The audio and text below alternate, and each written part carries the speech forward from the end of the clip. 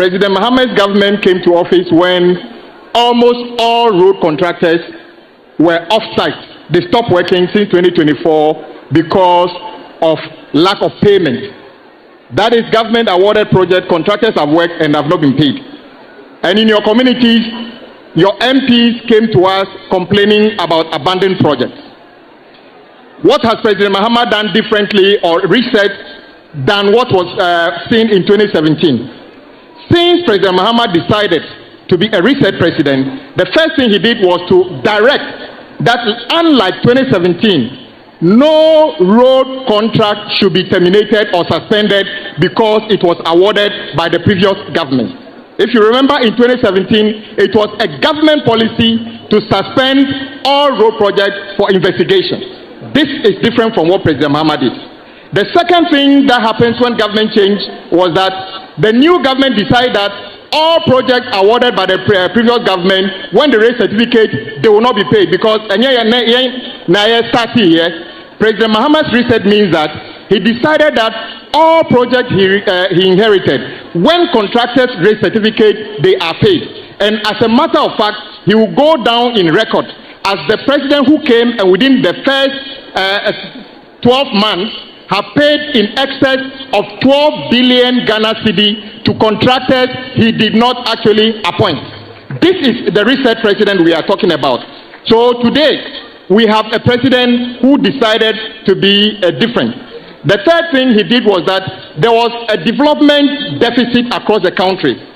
70% of our budget on road was spent on Greater Accra and Ashanti region and few. So when you go to some regions, Savannah and Oti region, when I first came around, almost no contractor was working when I thought before the initiation of the Big Push project, just to see for ourselves. And his point is that we should change the development paradigm to equity. So every region must feel part of the development. So what did he do?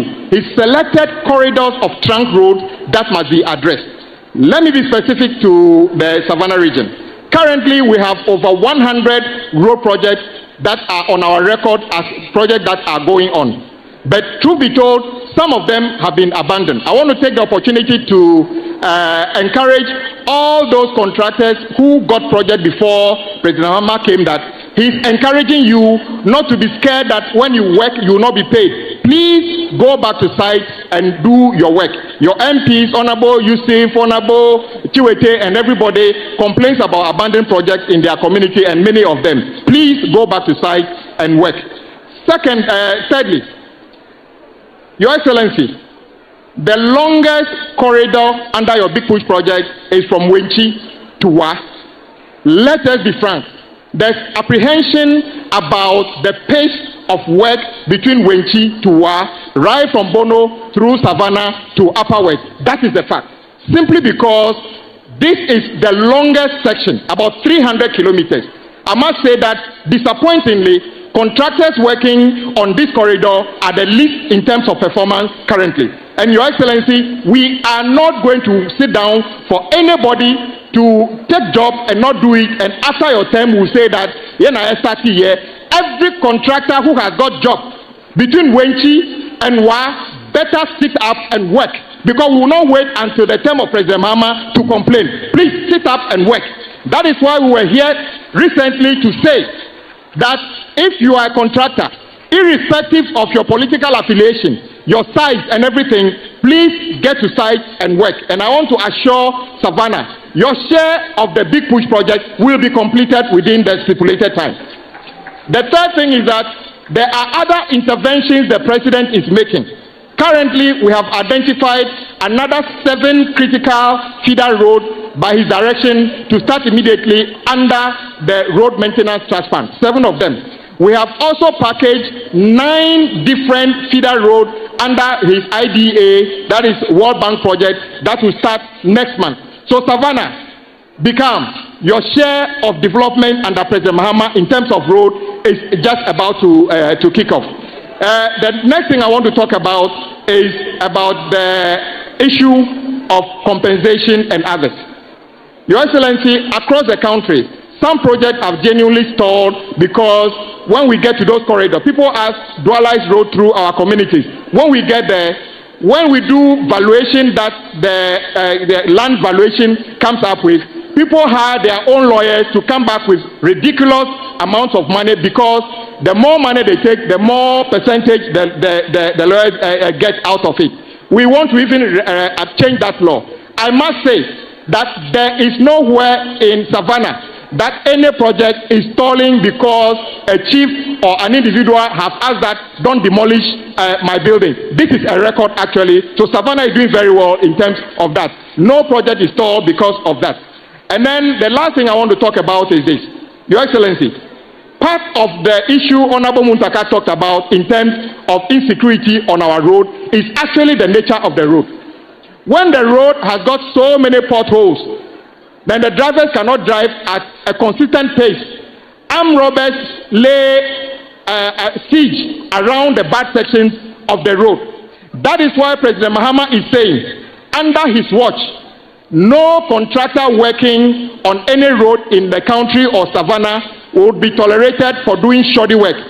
I have news for you. Today, interestingly, in Savannah region, on every day, when you go to platform, citizens have decided to take their mobile phones and record everything that every contractor is doing. They've been sending to President Mahama, they've been sending to me. So if you are a contractor, you can no longer connive with my agency to send me a very beautiful report in Accra and pretend you are working. The people know. In fact, they even tell me how many people are on your site on daily basis. There's one contractor that I cannot mention. It's a Chinese contractor. I know the number of equipment that are on site today, how many people are there, and when they came to work. And I want to thank the public for this level of vigilance. And I want to encourage all young people across the country. Do same with every road project that is in your community. Own it. Report to us. Don't wait and say that the minister will know about it. Please let us know. You are not a nuisance. Day and night, tell us what is happening on your big push project in your community, so that together President Mahama will go down on record as the person who made the biggest intervention on our road. But I'll just give you a few points for emphasis. And the first one is that our economy is doing much better than it has ever done in the last several decades. We have achieved macroeconomic stability, and so inflation is down. It came down to 3.2%, and recently, because of the external factors, it has risen marginally to 3.4%. But that is the sign of a resilient economy, because in the past, as soon as there was any external shock, the inflation rate started shooting up, and then also the currency started depreciating very fast. But things look more stable. The currency is stable, interest rates have come down, and our reserve position continues to rise. Currently, we have foreign reserves to the tune of $13.9 billion as Ghana's foreign reserve position. And as the Minister of Local Government told you, it can cover 5.7 months of imports. We've come up with a new policy to build the reserves even higher, to be able to cover 15 months of imports, so that in the event of any external shock, Ghana's economy will be resilient and will not be affected. We have also come to the end of the IMF program. We inherited the IMF program from the previous government. At the time we took over from the previous government, all the agreed performance indicators were out of track. It meant that the program was in danger of derailment. And so in the first quarter, after we took over, we had to take some stringent action to bring the program back into alignment and bring it back on track. And I'm happy to report that we're able to do that. The first mission that came approved the program, the second mission approved it, and the final mission just left Ghana last week, and they have given us a satisfying mark for performance. It's now going to the board, and the board will release the last tranche of $380 million to support the Ghanaian economy. But we're not going to have a kenkey party because we believe that it is still work in progress. Unlike others who left the IMF and held wakye and kenkey parties, happy to be free from the IMF, we are not doing that because we know that our economy still needs a lot of work to be done. And so we've agreed with the IMF to replace the extended credit facility with a policy coordination instrument. It means that every 6 months, we and the IMF will sit down and look at how our reforms are going and see whether we are still maintaining the kind of discipline that we started with or things are not going very well. And so we'll still have a program, technical assistance with the IMF, but it will not be exactly a program. And there's no bailout involved in this. And it is my hope that this is the last time that Ghana will go to the IMF for a bailout. We must be able to manage our affairs in such a way that we don't go cap in hand begging anybody to come and bail us out. Now, our economy is expanding at a fast rate. At the time we took over, the total gross domestic product, the size of our economy, was just about $80 billion. Within 1 year and a few months, we have increased that size of the economy to $114 billion. And so today, as I speak with you, Ghana has moved from number 11 biggest economy in Africa to number 8 biggest economy in Africa. And you can see it in all the sectors.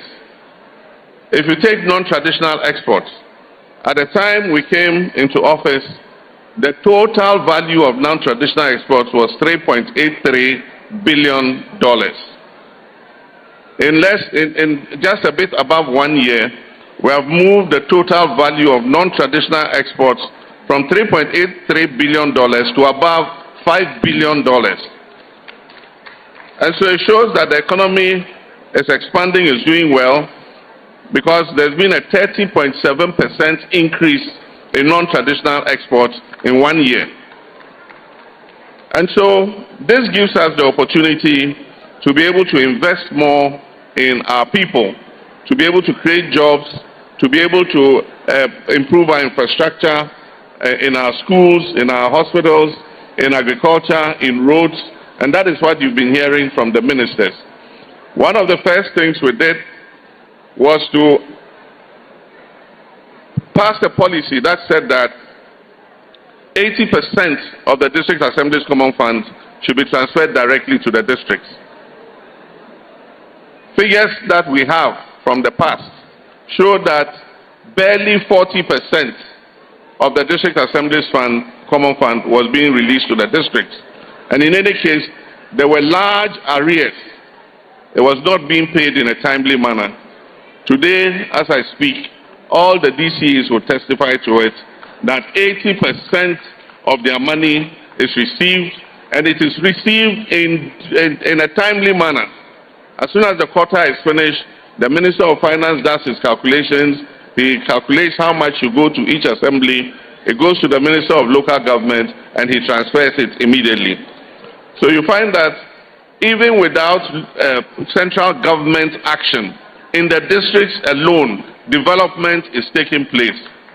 Chiefs compounds are being built, schools are being built, 24-hour markets are being built, and we had the opportunity to cut sod for the Bole one yesterday, and these are being built in 261 districts. So every district is getting a 24-hour economy market.